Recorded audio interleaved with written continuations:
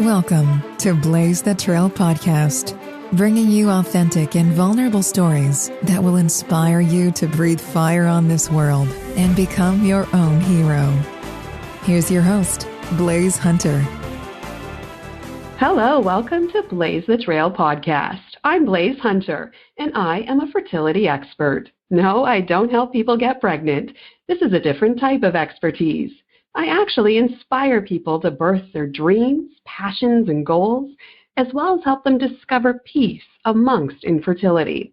After going through my own traumas and tragedies, dealing with a rare disease, and experiencing 3 miscarriages, I decided to take charge of my life and not let life happen to me, but rather become the hero of my own life.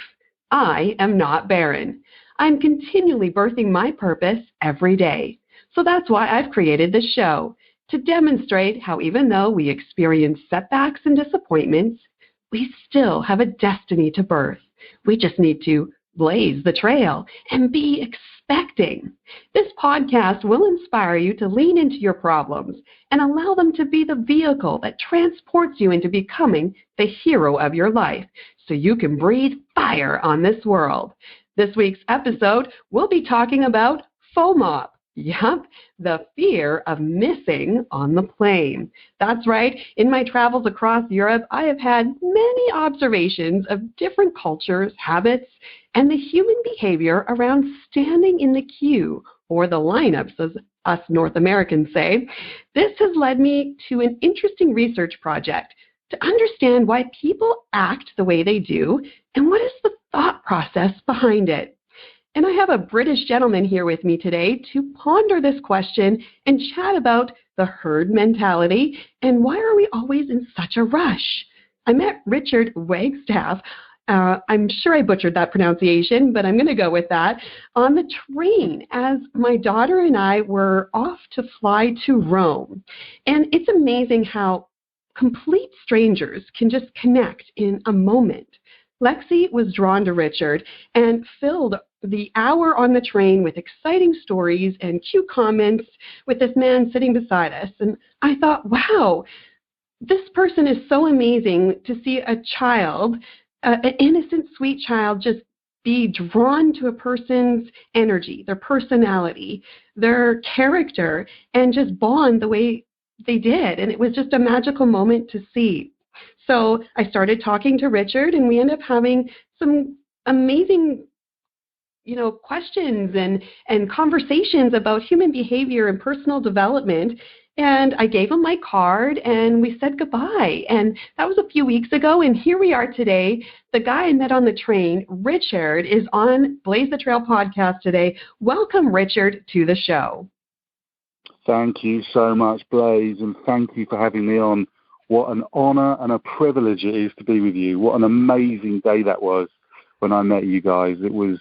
If you enjoyed it, I tell you, I'm absolutely certain I enjoyed it just as much, if not more.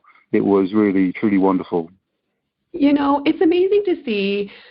And, I've been traveling the European countries for the past 6 months, coming from Canada, and it's interesting. Sometimes people are in the mood to chat on the train or in whatever kind of lineups or queues, but then other times people are very much stuck to themselves and don't want to even make eye contact. And we hopped on the train, and it was funny that my daughter just totally was drawn to you and just verbal diarrhea of everything going on in her life, that she lost teeth, that she's interested in the moon and planets and blah, blah, blah. And she just was a chatterbox, and you were open to that and you encouraged it and you pulled more out of my daughter. And I thought that was so beautiful. And, what made you kind of interact with 2 strangers on the train?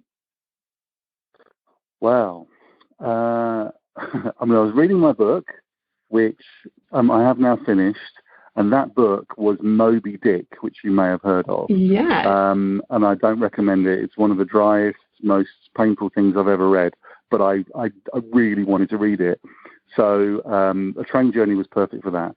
So when 2 people who sit down and interact with me and say hello and are friendly and are smiling, it's like, right, it's time to put my book down. And I remember the moment when I was talking to Lexi, and I'm like, right, I've got to put this book down. And I think I physically said to her, I said, you are far more interesting than this book. So the fact that she was a little ball of energy and enthusiasm, and clearly you are a good parent, because I could just see the confidence and the relaxation and the enthusiasm coming from her.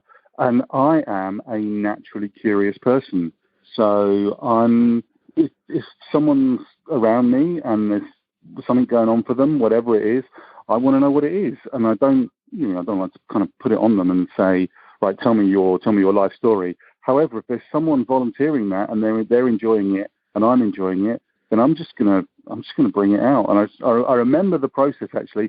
I was just asking her lots of open questions, lots of what, why, where, how, when, and she was loving it. And it was a lovely feedback loop, because as she was enjoying talking, I was enjoying listening, and then I was enjoying asking more questions.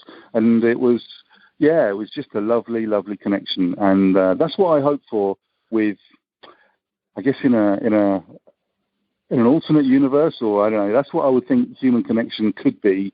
We could have a lot more of it. And I think there's a lot of things that get in the way of that, modern culture and all that sort of thing. But no, it was a lovely, special connection, and I really enjoyed it.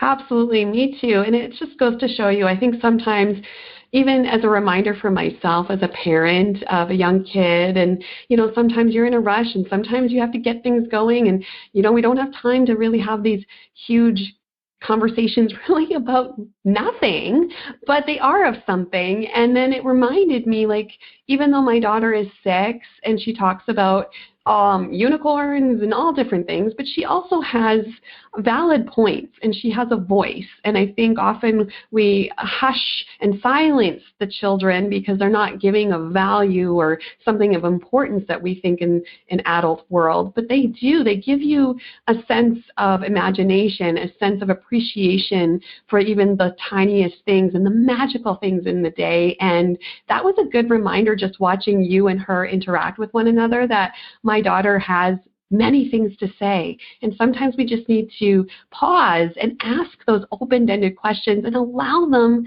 to explain what's in their heads and their imaginations and their hearts, because it opens up a whole other world to yourself as an adult who gets kind of boxed into certain things. So I appreciated that of you, that you pulled that out of my daughter and I got to watch that moment together. And then it opened up the lines of communication for you and I to have conversations and different thought processes. And along that journey, we were talking about somehow about lineups, because I said I was going to Rome and the airports, and it's getting a little bit ridiculous that people are queuing the way they are. And you had some fascination and interesting insights on that matter. And we just had this conversation that maybe we should do a podcast about FOMOP, the fear of missing on the plane, because it's like hilarious to watch this. And, it is bad everywhere, but like even being in Canada and North America, it's not as bad. And then coming overseas here, I really noticed this crazy situation of people lining up for like 2 hours, standing in these hallways all backed up, standing on their suitcases, waiting and waiting. There's not even a boarding call. And I was just, wondering, why are we doing this? Like, we all have a seat. And I was just wondering, Richard, like, have you noticed this in your travels and your observations? Are you noticing, is this a British thing? Is this a European thing? Is this a culture thing? What's happening here? Have you noticed this? Well, funny you should ask me that. I have noticed it everywhere, and we talked about this on the train. It actually started on the train when it pulled into Guildford Station, and everybody stood up, and I'm like, I'm going to be getting off here, but I'm not standing up yet because the train isn't in. And I'll just let everyone get off, and then I'll get off. And then we had the whole conversation about people queuing and planes and all that. And yeah, it happens everywhere. And my experience, what I do, I kind of have to tread a bit of a line here, because it's very easy for me to get in judgment of everybody else because I'm right and they're wrong. But yes, right. That's kind of, it says more about me and whatever. But what generally happens is, as soon as there's and actually happens, I take the train to London, not that line, but the line, I live in Reading, and the line to Paddington quite a lot. And even the moment the guy on the train says, We'll shortly be pulling into Paddington. I wouldn't say everyone, but probably 50 to 70% of the carriage will stand up, get their stuff, and start queuing up. And now I know that line really well, so I know exactly where we are. And the difference between getting up and being the last person off the carriage and standing up and queuing for maybe 5 minutes while it's waiting for a platform to be announced, in terms of getting off the train, is about 30 to 60 seconds. So what's the point of standing up? I just look at it logically and think, unless I'm in an absolute tearing hurry, and if that's the case, I'm standing by the door as soon as we get to Ealing Broadway, and I'm kind of making sure I'm the first person off the train.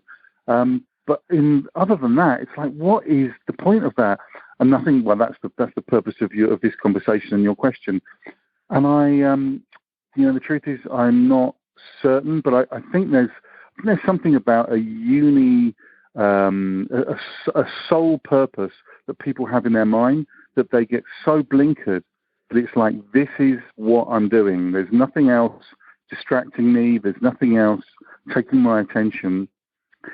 This is what I'm on this train or plane for.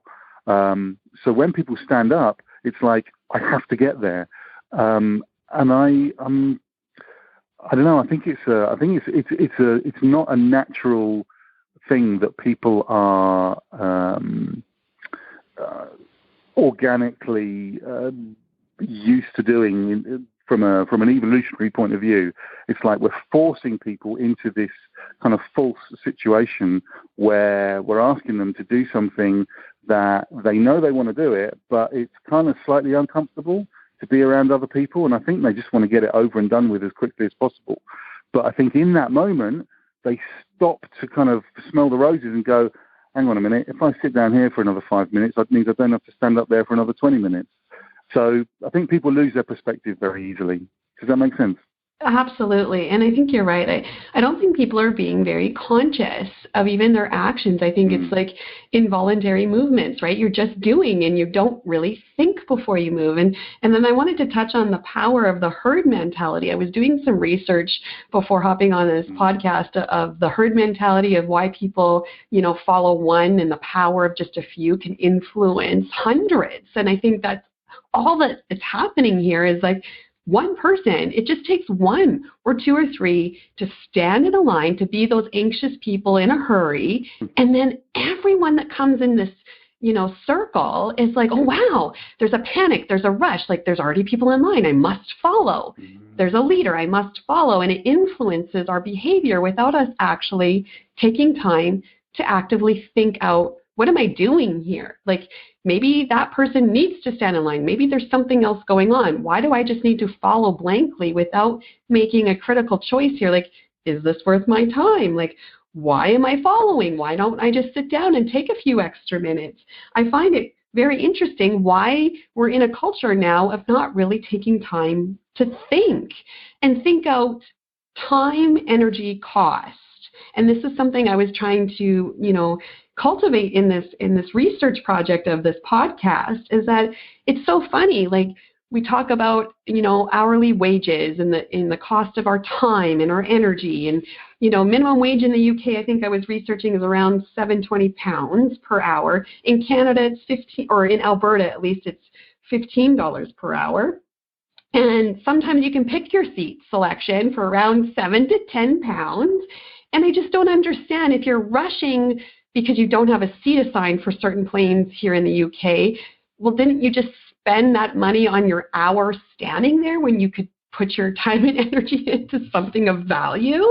And it's just an interesting concept. And I was wondering, have you ever thought about that, like our time and our energy versus, standing in line and wasting that hour? Wow. That's great, Chris. Great observation, and that opens it out beautifully.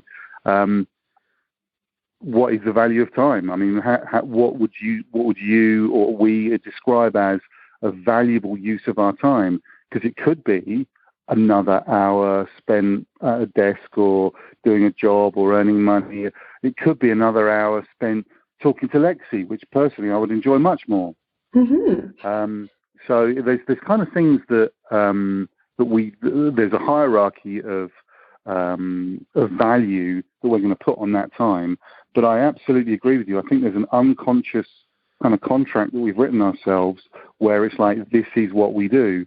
And that herd mentality, that is fascinating, because I don't know if you've heard of there's a couple of things. There's the scenario where someone will stand at the bottom of a skyscraper and look up. And I don't know if you've ever seen this, but if someone does that, then if you do it for long enough, someone will come and stand beside you and see what you're looking at. Yes. And then someone else will come along. Then before you know it, there's a little group of people looking up, looking for something going on, that when actually the first person was just looking up to generate the response from the other people. When there's nothing going on, it's just they wanting to look. And that and the yawning scenario. You know about the yawning person in a room? Have you heard of that? Yes. So I'll, just in case anyone hasn't heard, it's like one person, I think I saw a video on this, one person went into a room, and just was like very consciously, like overtly yawning. And literally I can't remember how long it took, something like 10 minutes or so, the whole room was yawning. And it's like, for me, that's kind of crazy. But the herd mentality, which you referred to, is hugely important for us on an evolutionary basis, because we were stronger in herds. I just saw a podcast with someone else where some guy was talking about how humans became connected and how they hunted and, all this very fascinating stuff. But actually there's great power and great value in being part of the herd. So we are all related to and evolved from those humans who are part of the herd. The guy who went back in Stone Age times or whenever, do you know what? I'm not bothered about this herd. I think I'm going to go and do my own thing. We're not related to him. He didn't survive. We're related to the ones who stuck together and who copied each other. So there's something hardwired within us which makes us do these things. And I think that translates very beautifully into your point where, someone stands up. I feel myself, when everyone stands up, it's like, oh, it's time to stand up. And actually I have to have a little word with myself and go, do you know what? Do I really need to? I'm quite happy being the last person through the turnstile, the last person to kind of take my seat. The plane's not going anywhere without me. Well, I don't know if I've had that scenario, but that's another story. But it's like it's noticing that instinct and not necessarily fighting against it, but just being aware of it and then putting it into some modern context rather than just kind of submitting to it and kind of being there and not being conscious of it. Does that make sense? Absolutely. I love that, the explanation of being aware. Because, I don't want to tell people, don't follow the herd, don't do this. Because sometimes, like you said, that's part of our survival. That's part of, power in numbers. But is it really every time? Or can we get back to that critical thinking of ourselves? Like, is this best for me right now? And have that inner dialogue. And I do agree with you. I have that conflict too. As much as I've noticed all of these waiting of lines and wasted times, you get the panic and you're like, oh my gosh, should I be standing in line? What if I don't get my bag on board? And you start having this little bit of a dialogue with yourself, an inner conflict. But I do take the steps. And I think that's what this whole episode is about having that check system within, being like, ask yourself these questions. Like, is it worth for me to stand in here? And have these little open-ended questions of like, how do I get to my decision? Rather just than following the leader, can I make my own mind up? Maybe I will follow, but it was my decision and I had a thought process behind it rather than a reactive process to it, right? And it just goes with anything. Like I find even with like Boxing Day sales and my dad's huge into that, just to save a couple bucks. But like we wait in line in Canada, in Saskatchewan, which is like sometimes minus 40 degrees Celsius on Boxing Day. And we'll wait in line at 5 a.m. just to save a few dollars. And I said, like, my dad's an educator. Like my dad makes at least $50 an hour or more. So like when I was saying that the formula of time, energy, and cost, are you really saving? Because we always put that value on the dollar, but we don't always put the value on our time and our energy. And again, like even like you said, spending time talking with a 6-year-old, or just having a quiet moment to read. Like, it's not always about having conversations, but even just rest. Because if you're standing in line waiting and panicking and getting this rushing anxiety, you're not resting. You're not in a good state. So, like, you know, it's always having those questions to yourself of, like, is this of value, and is it worth the cost? And if you land on it, yes, then that's great. But have that decision process rather than the reacting, right? Absolutely. But, you know, I'm just thinking as you're saying that, the modern world is designed to play on that. I mean, as you were talking, I was listening to what you're saying, but what popped into my mind was Jaffa cakes. Now, have you heard of Jaffa cakes? No. Okay. So I'm not going to necessarily recommend that you try them. I like Jaffa cakes personally, but they're kind of cute little cakes, and they come in a box, and you can buy a box of 1, 2, or 3. And I try not to buy them because they're not, you know, it's not good food. It's, you know, whatever, but they're nice to eat, so I don't eat them too often. But whenever I go to the supermarket, I look at the Jaffa cakes, because in Waitrose, other supermarkets are available where I shop. There are the pricing between the value of 1 box, 2 boxes, or 3 boxes is not consistent. It's not like you pay £1 for 1 box, £2 for 2 boxes, and £3 for 3 boxes. They mix it up, or they mix it and match it.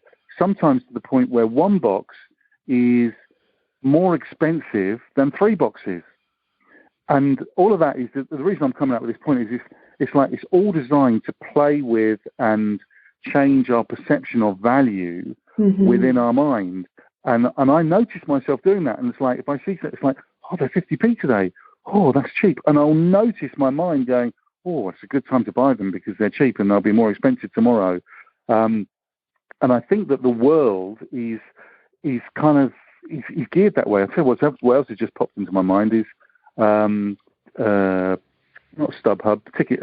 What the ticket tout things? I can't remember. It's not Ticketmaster. Anyway, but I bought some tickets for a cricket match a couple of years ago, and I bought these tickets, and as I was going on and choosing the tickets I was going to buy, because they're obviously, you know, they're spare tickets or someone scalped them, and it's, you know, it's not great, but, you know, I want to go to this event and I want to get the best value I can. But as I'm logging on and as I'm looking at these tickets, the thing's flashing up saying there are 5 people looking at these tickets, and someone else has just bought some other tickets, and I see that as false information. I don't recognize that as that's really happening. However, there is part of me that is looking, oh, I might miss out, and if I don't buy these tickets, then I might have a problem, and I might have to pay more, and, you know, so on and so forth. So I think that the modern world is aware of our fear of missing out, and is kind of constantly jabbing us and maneuvering us in ways that sometimes we're aware of, and sometimes I was going to say blissfully unaware of, but we're unaware of, where we're making decisions without really understanding or comprehending what our options are. And as I hear myself say that, making decisions, it's like one of the things I say, which is a bit of a cliche, is choice is an illusion. You know, I think we're driven by our unconscious a lot, and pulling ourselves out of the unconscious and going, hang on a minute, what are we doing? Which is what we're talking about here, is not always a common thing for many people, and it's something which I recommend for everybody. But it's spotting those moments where we can be conscious is not always easy. Does that make sense? Absolutely. And I think you, hit it on the nail on the head there of just we're bred to have this sense of urgency that we'll miss out, they must do it now. And then it bleeds into every part of our life without even fully knowing that we're not in a rush. And I wrote a book called Heroine, Embrace Your Flaws and Own Your Awesome. And part of that book is talking about motherhood. And I felt like I was trying to cover all the bases and be the best mom and showcase this perfection side of myself. And so I was doing everything to appear that I had all the bases covered. And then one day I really woke up and said, you know what, I've been trying so hard to cover all the bases, I didn't even realize I was running around them, right? Like I was just going through the motions, rushing, trying to, utilize everything and not miss out on something and make all these opportunities for my child that I couldn't even realize that I was actually involved in my life because I was just busy trying to get around the bases, trying to cover everything, trying to get to everything. And I think that's what we need to, encourage society to get back to, like, it's okay to miss out, even if, like, you won't miss out on the plane, you have your ticket, right? But like, we have this anxiety, this fear that we won't get on, that we won't make it, that we won't get the ticket, that we won't do this. And it's like, just take a second and realize, like, maybe you're just panicking for no reason, that you're exhausting energy, your thought process, your time, all these things, and like actual, health, mental health, emotional health, physical health, when really there's no rush. Like, what is the hurry? What is the hurry to stand in line if we all have a ticket and we're all guaranteed to get on the plane? What is the hurry to get off? We're all getting off the plane. Like, what is going on here that everyone is just rushed? And I had an interesting experience coming back from Rome, and it again, like the whole lineup process in the airport was insane. The plane was delayed, and people came to the gate because it says, in Europe it's a little bit different. They have a gate closure, so you have to get to the area well before even boarding because they'll close the gate. But the plane was delayed, so I'm assuming the gate closure would be delayed, but they didn't really announce that. So everyone was there super early, and yet they were all lined up. There were 100 people lined up before any plane was there, before any staff were there. It was just like silence, and yet everyone is exhausted, hot, bored, all standing in line, and there were chairs to be sat on. And I was just like,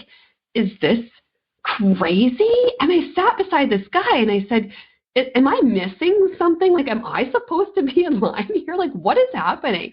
And these are all British people going home to the UK from Rome. So they were, the guy sitting beside me was like, I don't know, honestly, this is quite comical. Actually, I'm not sure what is happening right now. But I think, again, like that herd mentality, and if a few are in line, it must be this urgent, I got to stand in line, without that critical thought process. And then the funny thing was, is like they stood there for an hour and a half. Finally, the plane came on. Finally, they let us on. And then you stand in another line before they open the doors to get on the plane. Like, it was just, I don't understand this process here. I'm sure there's some streamlining to be done. And then it's only a 2-hour flight. Like, this isn't a 9-hour flight where we must get the best seat, or like, it's a 2-hour flight. We can survive anything for 2 hours, right? We get landed and we're ready to get off. And this is the other point I wanted to make. Like you said on the train, like, people are standing up minutes before the train even stops just to get off. And you're like, hello, we're going to get off the train. Why are we having this panic attack rushing? And I'm on the aisle, and everyone leaps up the moment the seatbelt sign comes off and grabs all their bags. And someone dumped their luggage on my head. That's how rushed people were. And I was like, are you kidding me? Like, I was not a happy camper when someone dropped their carry-on my head, because we're so in a rush when everyone is going to get off the plane. Like, just wait your turn. And then it transitioned to a thought process of mine, like, not only are we in the herd mentality and the rush mentality, but we've become unkind in our rushing. And I find we need to, like, the whole point of maybe this podcast really is, how do we create a culture of kindness? Because that was so rude. And it's like, every man for himself, get off. And we're not even looking around our surroundings here of, like, how does this affect someone beside me? I just dropped my luggage on someone's head. That could have been Lexi. Lexi could have been sitting there, right? Like, what is happening that we're not taking a pause and finding out, is this kind? Is this necessary? And I really want to talk about this nature of every man for himself with you, maybe, like a culture of kindness. Do you agree? Yeah, I do, and I'm sorry to hear that. I've observed it as from my own perspective. I've observed people being single-minded and not very, friendly or, chatty, or looking kind of stressed. because they want to. They're standing up and they want to go where they want to go. So that thing of not being kind, it hadn't. I mean, that would concur with me in terms of what I observed, but I've not witnessed it in those terms. But that would be consistent with the pattern, which is that we're so focused on getting out of there and whatever it is we're going to do next, that we forget to be with each other and to be caring. And one of the things that occurred to me as you were talking was about being in the moment. It's while we are standing and focused on something that is going to happen, but we don't know when. And God, sorry, just want to recap on what you said about. So those British people were spent more time standing up than they did on the plane while the plane was flying. Yes. And I just find that crazy. And I am a British person. I am an Englishman, and I don't know. I'm not. I like to think that we are more than that. But my observation is that is very consistent with my experience. Anyway, so I think that the key for me is about being in the moment, and it's like there's a moment of you talking to the guy next to you, making a human connection, observing what's going on, and going, "Hang on a minute, am I missing something?" And you're kind of analysing the situation because you've raised your consciousness to a level, as opposed to the herd mentality of let's stand up here for an hour and a half when there's nothing we can do, that we can't even go anywhere, that there's no one even at the turnstiles, and that's the power of the difference between accepting your lot in life, or taking a breath and bringing yourself up out of it and looking at your options. And for me the extrapolation of that is, what else do we do in our lives where we are stuck in something that is a self-imposed prison, where we know that this is the only world that we've got, when the reality is if we stop and smell the roses, bring ourselves out of it, then there are so many other options for us, and yet we stay in something that we're unhappy with. I think it's a I don't know what you think about that. Yeah, absolutely. That's a good point to make as well. And it's about everything. I think the major points here is about, critical thinking, having that open dialogue within yourself and making conscious choices, as well as being just aware of what your actions are doing, how you're impacting other behaviors. And again, that culture of kindness. I was speaking on stages here in the UK and one in Birmingham, and a friend of mine, Nala Summers, she was on stage with me at the Fearless Women Summit there. She wrote a book about the culture of kindness, and she's trying to bring that back to the basics of human behavior. And she just inspired me so much, just the simplest things of being kind. And again, you, a stranger on the train, embodied the culture of kindness.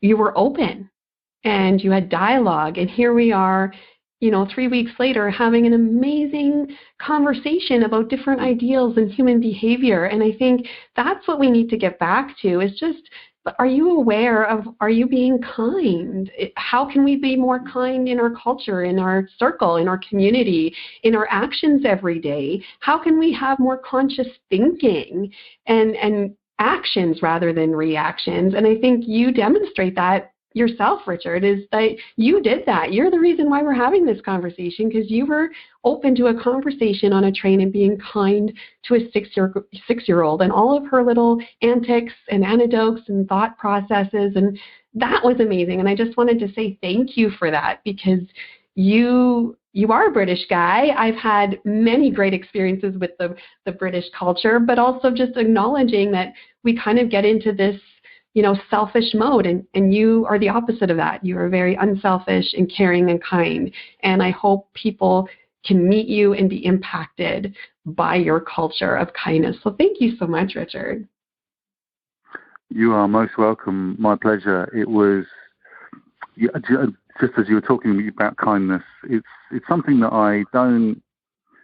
I like to do kind things. I think it's I don't know, it could have a whole... Let's do the next one on kindness. So I think we could do a whole thing on kindness, but the thing that occurred to me was I've randomly gone to Harry and Meghan. As you know, they're going off to live in Canada, and there's a whole, storm going on in the UK about it and whatever. And the thing that struck me about Meghan, there's lots of people being judgmental about her, which I find very troubling, is that the thing that she noticed, first of all, about Harry when she met him was that he was kind. And she wanted to be with someone who was kind. Yes. And when I heard that, I kind of felt my heart fill up with joy and love. And it's like, that's what I want for the world. I want people to be kind to each other, either if they're in a relationship or just if they're randomly meeting each other. There's nothing, it doesn't cost anything to be kind. And my experience is that when I am kind to people, either with my time, just a smile or a hello or something, it sends a positive wave of energy. And I've observed myself having that ability, and I'm not unique. We've all got that ability, but it's just that a lot of us seem to have forgotten it, which is a real shame. So I think your focus on that, and your friend who's written a book about it, brilliant. I mean, I'm all power to your elbow. That is tremendous to hear, and I'm delighted that there are people in the world who are spreading the message and who want to be consciously kind and maybe teach other people to be kind, because they just need not to be fundamentally, changed, but they just need to be nudged in the right direction. And then they'll enjoy their life and their interactions more than they currently are. Absolutely. And I think that's the thing, is a herd mentality of kindness. Can we change it around, right? Let's change the whole concept of the herd mentality in that negative way and turn it into a positive, and be the example and lead of kindness and be present in the moment. So we'll just recap what we talked about. We started off with the FOMOP, fear of missing on the plane, but it really dove into more deeper conversations about critical thinking and being kind and in the present moment. Let's inject those conversations of asking ourselves important questions, making decisive actions, not reactions, and put the culture of kindness back into humanity, and just being in the moment rather than rushing about and really not accomplishing anything. So that's it for our show this week. If you enjoyed this program and you want more episodes, or if you want to get in touch with me or get my book, please visit my website, blaisehunter.com. Thank you, Richard, for coming on. I appreciate your insights and your conversations and your heart and your kindness. It's been amazing just to interact with you. And if you feel like the desire to become the hero of your life today, please subscribe and support this podcast.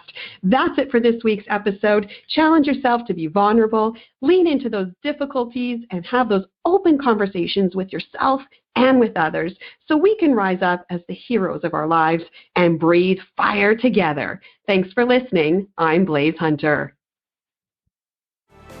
You've been listening to Blaze the Trail with Blaise Hunter. To learn more about how you can breathe fire and unleash the hero within, or to listen to past episodes, visit blaisehunter.com.